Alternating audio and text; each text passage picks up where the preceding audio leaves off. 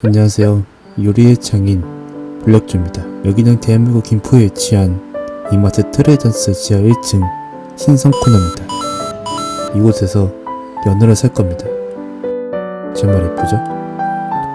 노르웨이에서 잡힌 이 녀석은 저한테 왔습니다. 불쌍해라. 형이 맛있게 먹어줄게.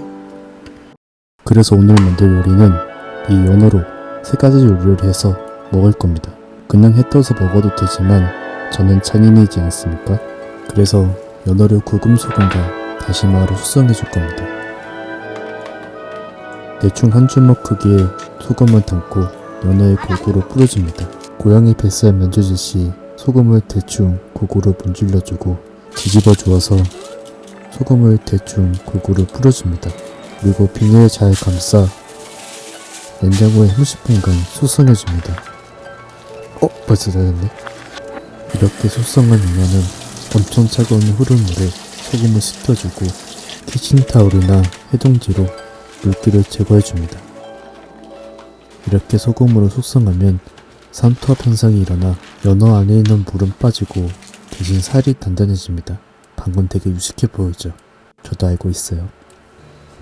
미리 청주로 불러놓은 다시마를 밑에 깔아주고 연어를 그 위에 올려준 다음 다시마로 덮어주면 랩에 잘 감싸고 냉장고에서 2만원 정도 숙성해줍니다.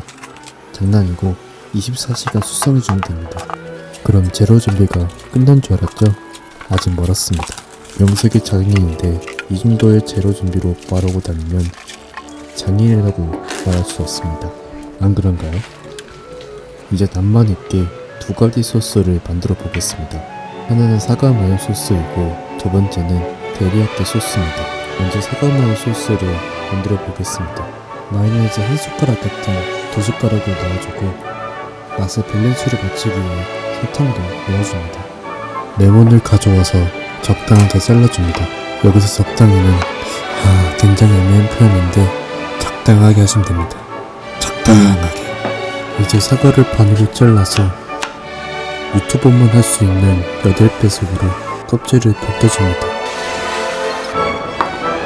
나머지는 아까우니까 제 입에 넣어줍니다.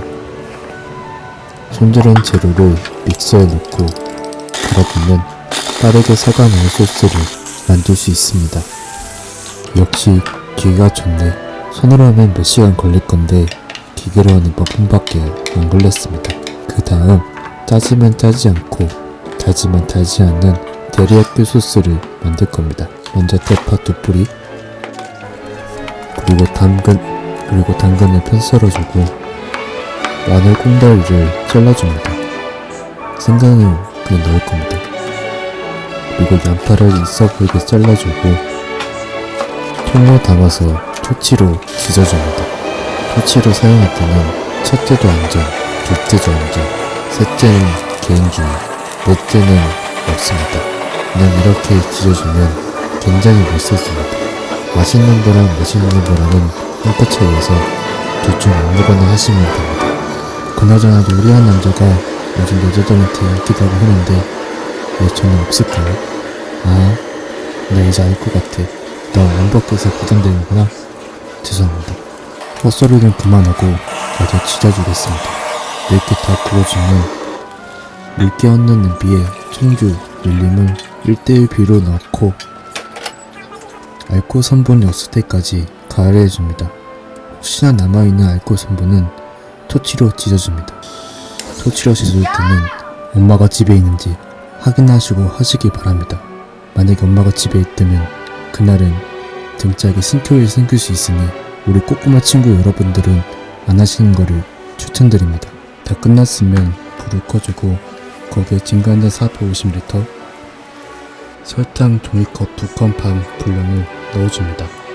그리고 아까 구워준 재료들을 넣어주고 센 불로 해서 간장을 끓여줍니다.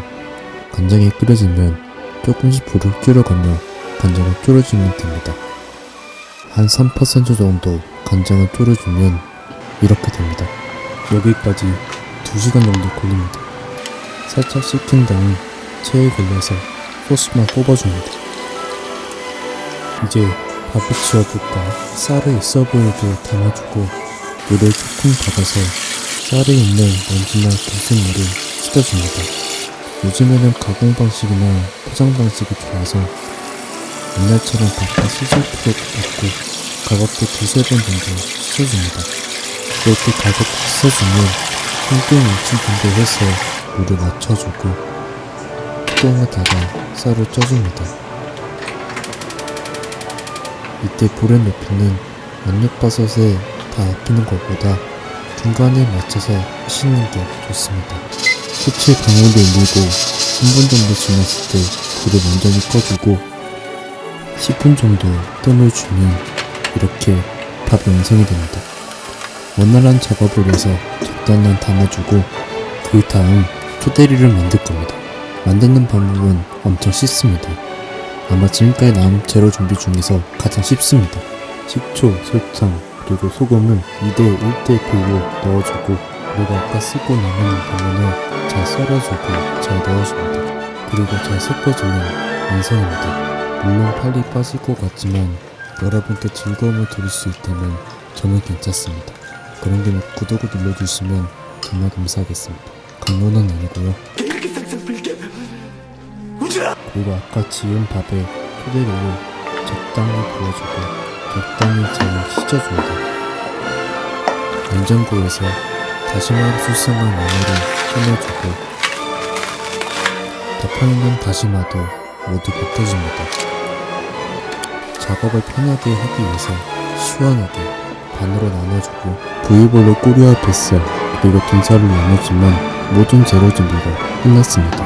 이제 해야 할 일만 남았습니다. 첫 번째로 만들 요리는 회입니다.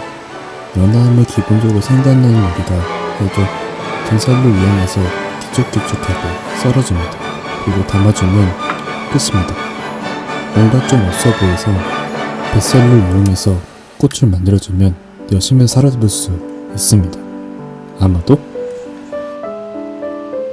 두 번째로 만들 요리는 초밥인데요. 그냥 하면 재미없으니까 제 스타일로 두 가지 버전으로 만들 겁니다. 일단 등살을 길쭉길쭉하게 썰어주고 손에 물을 묻혀서 손뼉을 쳐주면 굉장히 있어 보입니다.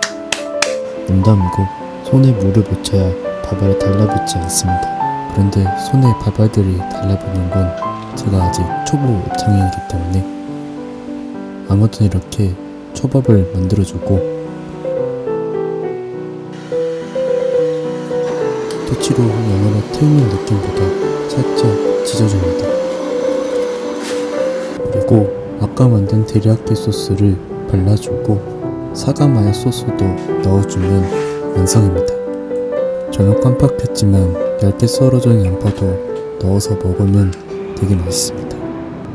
그럼 맛있게 드시고 저는 더 재미있는 영상으로 찾아뵙도록 하겠습니다. 감사합니다. 블랙주였습니다.